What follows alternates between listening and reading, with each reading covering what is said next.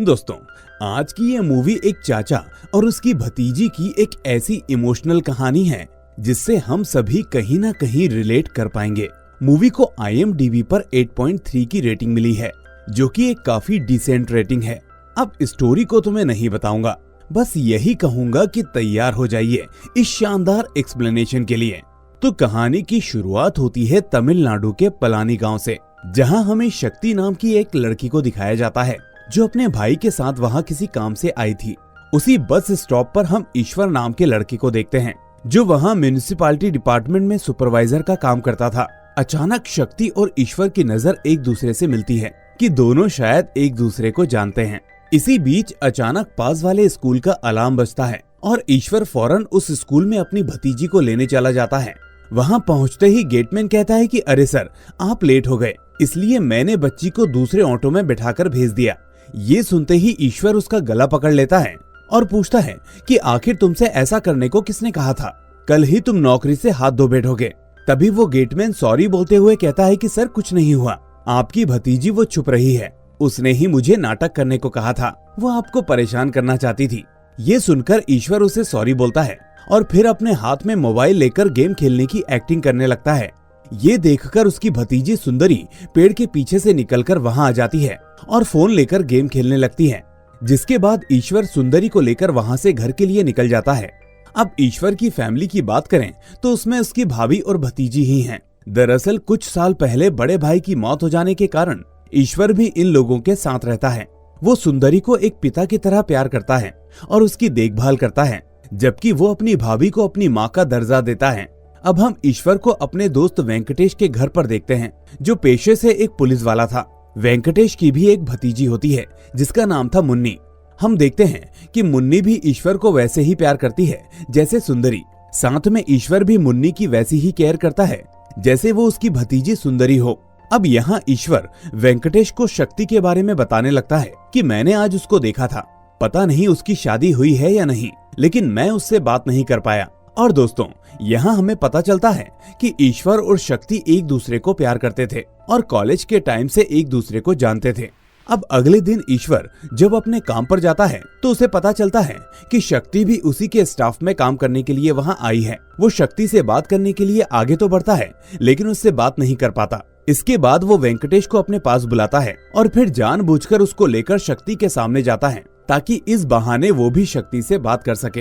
अब शक्ति वेंकटेश को देखकर हेलो कहती है और उससे उसके हालचाल पूछने लगती है। इसी बीच वेंकटेश ईश्वर को इशारा करता है कि यही सही वक्त है, उसको सॉरी बोल दो और अपनी बात शुरू करो। अब जैसे तैसे हिम्मत करके ईश्वर उसकी तरफ बढ़ता है और कहता है कि शक्ति, मुझे तुमसे कुछ बात करनी है। तभी शक्ति कहती है कि जी सर, बोलिए। सर शब्द सुनकर ईश्वर का दिमाग खिसक जाता है और वो उल्टा गुस्सा होकर कहता है कि काम के वक्त दूसरों से बात मत किया करो, जाओ अपना काम करो। अब दूसरे दिन शक्ति को खुद ईश्वर के पास जाना पड़ता है क्योंकि उसे किसी फाइल पर साइन करवाने होते हैं। तभी मौका पाकर ईश्वर कहता है कि शक्ति, मुझे माफ कर दो, मैं उस दिन तुमसे मिलने नहीं आ पाया। यहाँ हमें पता चलता है कि ये दोनों कॉलेज के बाद जब साथ मिलते थे तो फिर एक दिन इन्होंने कहीं मिलने का प्लान बनाया था। उस वक्त सुंदरी की तबीयत खराब होने की वजह से ईश्वर शक्ति से मिलने नहीं आ पाया था, पर शक्ति को इस बारे में नहीं पता था। उसे लगता था कि ईश्वर जानबूझकर नहीं आया, इसलिए वो उस दिन से लेकर अब तक नाराज है।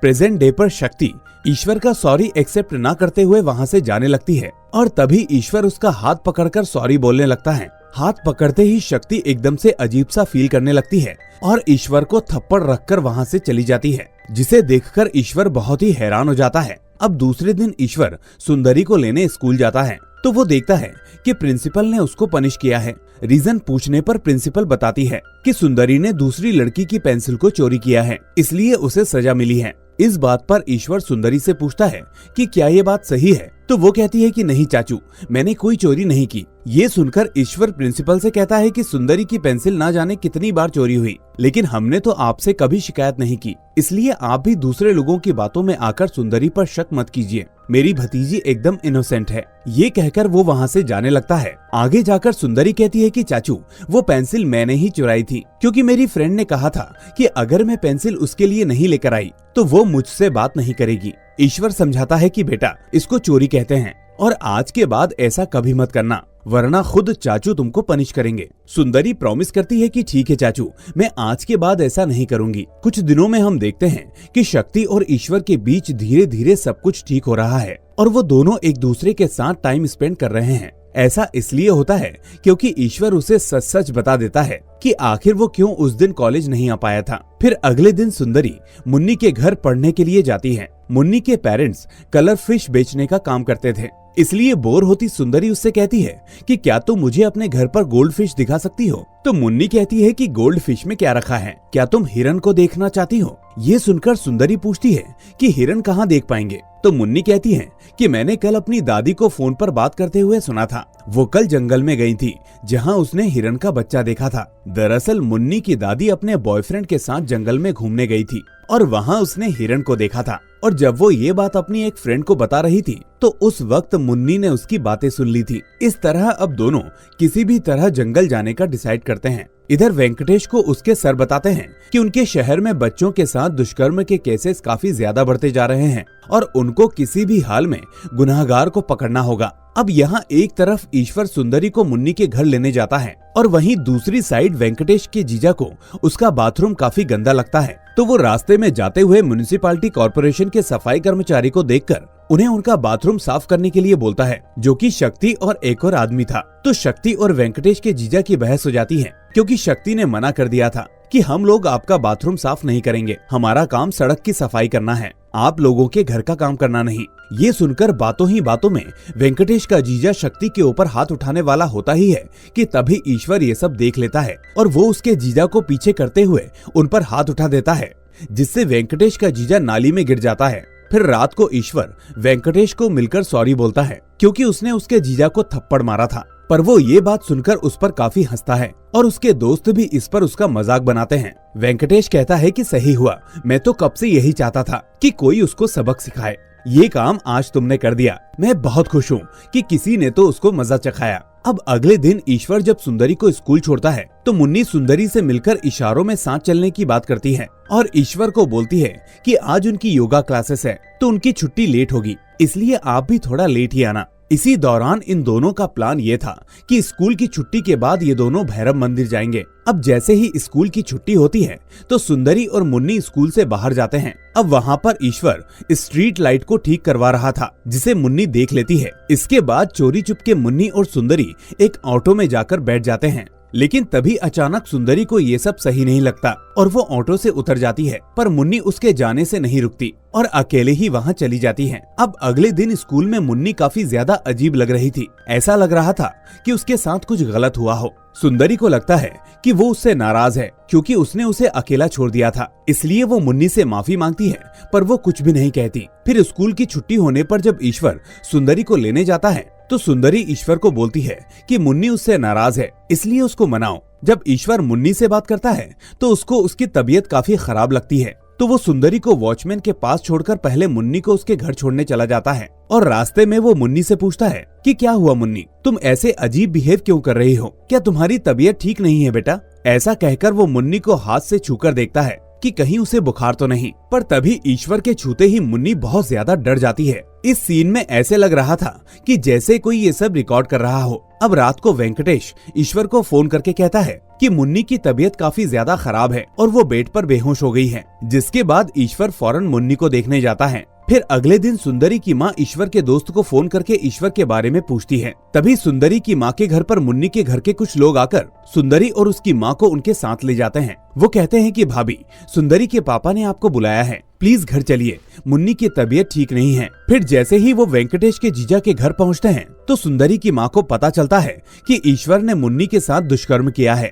ये सुनकर सुंदरी की माँ के होश उड़ जाते हैं और उन्हें विश्वास नहीं होता, पर तभी सुंदरी की माँ को वो वीडियो दिखाई जाती है जिसमें ईश्वर मुन्नी को छोड़ने घर आया था और बुखार चेक करने के लिए उसको पकड़ रहा था। वीडियो में यही चीज देखकर ऐसा लग रहा था कि ईश्वर मुन्नी के साथ जबरदस्ती करने की कोशिश कर रहा है। अब हम देखते हैं कि ईश्वर ने वेंकटेश के जीजा को नंगा करके खूब मारा हुआ है। अब इसी सब के बीच यहाँ पर एक लेडी ऑफिसर आ जाती है जो कहती है कि ये चीज पॉस्को एक्ट के अंदर आती है इसलिए हम ईश्वर को अपने साथ ले जा रहे हैं। पर मुन्नी का पिता कहता है कि मैडम, ये हमारे घर का मामला है, हम इसको आपस में सुलझा लेंगे। पर वो लेडी ऑफिसर इसके बावजूद ईश्वर को गिरफ्तार करके ले जाती है। इसके बाद शक्ति ईश्वर से मिलने के लिए पुलिस स्टेशन जाती है, पर वो लोग उसे ईश्वर से मिलने नहीं देते। फिर शक्ति वेंकटेश से कहती है कि ईश्वर को पुलिस ने जेल में बैठा रखा है, उसको प्लीज वहाँ से बाहर निकालो, वो ऐसा कभी नहीं कर सकता। तो वेंकटेश ईश्वर को डीजीपी से बात करके जेल से छुड़ा लेता है ताकि उसकी भतीजी का नाम भी ज्यादा खराब ना हो। फिर जैसे ही वेंकटेश वहाँ से जा रहा होता है तो ईश्वर उसको रोककर बोलता है कि तुझे क्या लगता है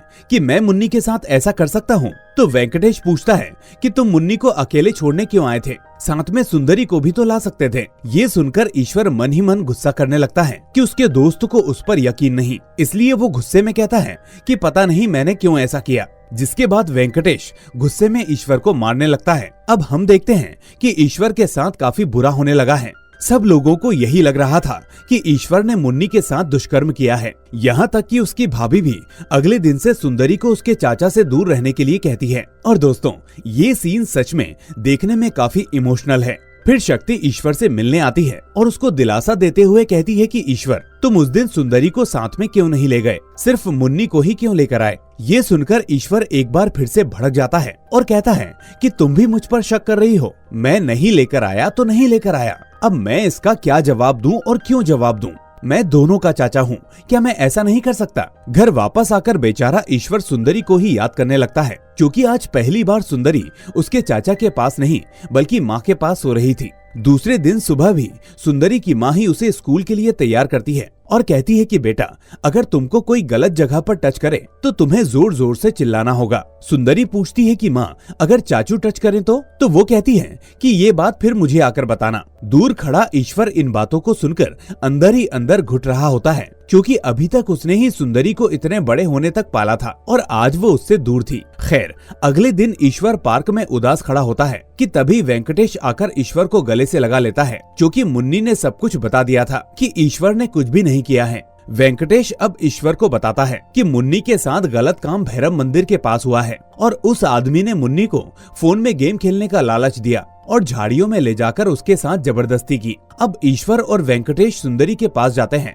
क्योंकि क्या पता सुंदरी को इस बारे में कुछ और भी पता हो। अगले सीन में हम देखते हैं कि सुंदरी घर में अपनी माँ को खोजते हुए रास्ते पर आ जाती है। थोड़ी देर में वो अपना रास्ता भटक जाती है और रोते रोते घर की तरफ वापस जाने लगती है। पर तभी एक आदमी सुंदरी को फोन में गेम खिलाकर बोलता है कि वो उसके चाचा को जानता है, इसलिए उसे उसके पास छोड़ देगा। ऐसा सुनकर सुंदरी साथ चलने को मान जाती है और फिर वो सुंदरी को अपने साथ ले जाता है। ईश्वर को उसकी भाभी रास्ते में मिलकर बताती है कि सुंदरी गायब हो गई है और शायद उसको किसी ने किडनैप कर लिया है। फिर हम देखते हैं कि एक आदमी सुंदरी को बस में अपने साथ ले जा रहा है। इधर ईश्वर और वेंकटेश ने पुलिस में जाकर कंप्लेंट कर दी थी और पुलिस को उस आदमी का सीसीटीवी वीडियो भी मिल जाता है जिसमें वो सुंदरी को ले जा रहा था। पर सीसीटीवी में उस आदमी का फेस साफ नहीं आता, इसलिए उसको पकड़ना इतना भी आसान नहीं होने वाला था। अब अगले दिन एक औरत को जंगल के किनारे कुछ दिखता है और वो डर के मारे पुलिस को कॉल कर देती है। पुलिस जब वहाँ आकर जांच करती है तो पता चलता है कि किसी आदमी ने एक छोटी बच्ची को मारकर जला दिया है और उसके ऊपर एसिड भी डाल दिया है ताकि कोई सबूत ही ना बचे। अब ये बात ईश्वर और उसकी भाभी को भी पता चल जाती है कि जंगल में एक बच्ची की लाश मिली है। पुलिस को लगता है कि ये लाश शायद सुंदरी की हो सकती है, तो वो वेंकटेश की मदद से ईश्वर को उस बच्ची की बॉडी को जाकर दिखाते हैं। पर उसे देखकर ईश्वर कहता है कि ये सुंदरी मेरी कमर तक आती थी, जबकि इस बच्ची की हाइट थोड़ी बड़ी है, इसलिए ये सुंदरी नहीं है। फिर ईश्वर और वेंकटेश अब बस के कंडक्टर से पूछताछ करते हैं, क्योंकि वो उसी बस का कंडक्टर था जिस बस से वो आदमी सुंदरी को किडनैप करके ले गया था। कंडक्टर बताता है कि वो आदमी सुंदरी को लेकर गुदीन नाम की जगह पर उतरा था। फिर ईश्वर सुंदरी के बारे में काफी सारी जगह पूछता है, पर उसको सुंदरी के बारे में कुछ भी पता नहीं चलता। वेंकटेश के सर बताते हैं कि जिस लड़की की लाश मिली है वो सुंदरी हो सकती है, क्योंकि वो आदमी सुंदरी को किडनैप करके उसी जगह ले गया था। उसने उसका स्केच भी बनवाया है। एक बार अगर पुलिस फॉर्मेलिटी पूरी हो गई तो वो लाश को जला देंगे, इसलिए शायद ईश्वर उसको आखिरी बार भी ना देख पाए। वेंकटेश अब इस बात को ईश्वर से कहता है, पर ईश्वर बिल्कुल भी नहीं मानता कि जो लाश मिली है वो सुंदरी की है। अब ईश्वर और वेंकटेश जब ट्रक ड्राइवर से जाकर बात करते हैं तो वहाँ ईश्वर को साइकिल पर छोटे बच्चे दिखते हैं, जिसमें से एक के पास सुंदरी की वाटर बॉटल होती है। जैसे ही ईश्वर उन बच्चों से पूछता है कि उन्हें वो बॉटल कहाँ से मिली, तो बच्चे बताते हैं कि वहीं जहाँ उस लड़की की लाश मिली थी। अब ईश्वर ये सुनकर टूट जाता है और रास्ते में गिरकर रोने लगता है, क्योंकि वो समझ जाता है कि वो लड़की सुंदरी हो सकती है। पर इधर पुलिस के पास अब पोस्टमार्टम की रिपोर्ट आती है और रिपोर्ट के अनुसार जो बच्ची मरी थी उसकी एज 11 साल की थी, जबकि सुंदरी तो 8 साल की है, यानी वो बच्ची सुंदरी नहीं है। फिर पुलिस इन्वेस्टिगेशन में पता चलता है कि किडनैपर बच्चों को मनपसंद चीजें दिखाकर उन्हें किडनैप करके ले जाता था और उनके साथ दुष्कर्म करके उन्हें जान से मार देता है। जिस बच्ची की लाश मिली थी वो खुद ही पेट्रोल पंप से पेट्रोल लेने गई थी। मतलब किडनैपर काफी शातिर दिमाग का है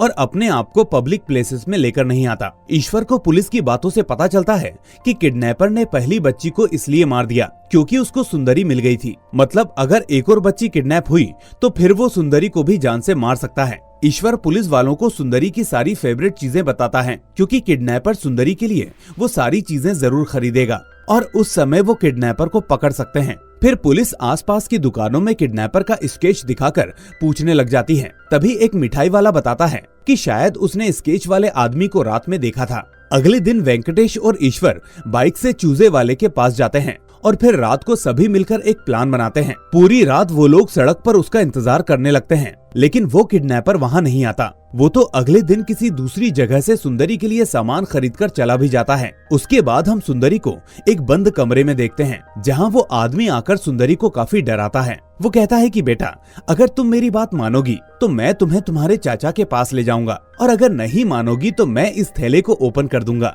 जिसमें एक खतरनाक सांप बैठा है। वो तुमको काट लेगा और तुम मर जाओगी। डर के मारे सुंदरी की हालत खराब होने लगती है और वो उसकी बात मान जाती है, जिसके बाद वो आदमी उसे बाथरूम में ले जाकर उसके साथ दुष्कर्म करने लगता है। अब अगली रात ईश्वर और पुलिस वाले फिर से उस मिठाई वाले के साथ उस रोड पर खड़े हो जाते हैं ताकि जब वो आए तो उसे पकड़ सकें। लेकिन किडनैपर को सुंदरी की फेवरेट मिठाई दूसरी जगह पर दिख जाती है। वो वहाँ से मिठाई लेने लगता है, पर मिठाई वाला बूढ़ा आदमी किडनैपर को देखकर पहचान लेता है, क्योंकि वो उस वक्त फैक्ट्री में मौजूद था जब पुलिस वहाँ दूसरे मिठाई वाले से पूछताछ कर रही थी। अब चुपके से वो बूढ़ा पुलिस वालों को फोन करता है, पर उसका फोन लगता ही नहीं। इसी बीच वो किडनैपर मिठाई लेकर वहाँ से जाने लगता है और तभी रास्ते में पुलिस की गाड़ी भी वहाँ से गुजरती है। मौका देखकर मिठाई वाला किडनैपर को पकड़कर चिल्लाता है, मगर किडनैपर बचकर वहाँ से भाग जाता है। जिसके बाद किडनैपर को पता चल जाता है कि अब उसकी जान को खतरा है, क्योंकि पुलिस को उसके बारे में पता चल चुका है।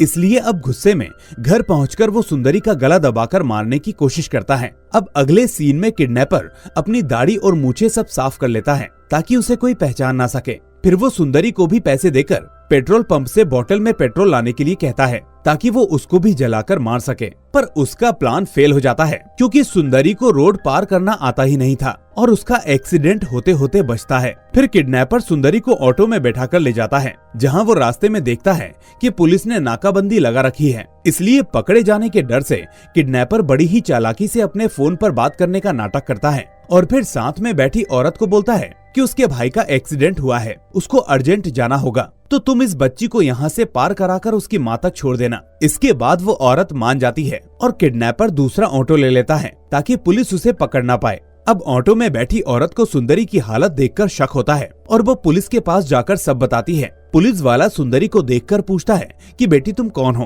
तो ये सुनकर सुंदरी डर के मारे चिल्लाती है और बेहोश हो जाती है। पुलिस वाला बच्ची को लेकर हॉस्पिटल के लिए भागता है, तो ईश्वर वहाँ सुंदरी को देख लेता है और फौरन भागकर सुंदरी को अपनी गोद में ले लेता है। एक सेकंड में वो अपनी सारी टेंशन भूल जाता है। सुंदरी उसकी जान थी, उसने उसको बचपन से खिलाया था। भाई की आत्मा से उसने वादा किया था कि वो सुंदरी को हमेशा अपनी बेटी से भी बढ़कर प्यार करेगा। लेकिन जब उसका किडनैप हुआ तो वो सोचने लगा कि उसके बड़े भाई की आत्मा उससे कितनी दुखी होगी। इसलिए सुंदरी को गोद में उठाते ही वो अपने बड़े भाई से मन ही मन कहता है, मैंने ढूंढ लिया भैया, मैंने ढूंढ लिया। दोस्तों, ये सीन मूवी का सबसे इमोशनल सीन था। खैर, इतनी देर में किडनैपर वहाँ से बच के भाग गया था, ईश्वर अब सुंदरी को हॉस्पिटल में भर्ती करवा देता है और फिर वो सुंदरी की हालत देखकर वेंकटेश के पास जाकर बोलता है कि वादा कर, अगर तुझे सुंदरी के साथ दुष्कर्म करने वाला आदमी मिलेगा तो तू पहले मुझको बताएगा, क्योंकि ईश्वर उसकी भतीजी के साथ ऐसा काम करने वाले आदमी को जान से मारना चाहता था।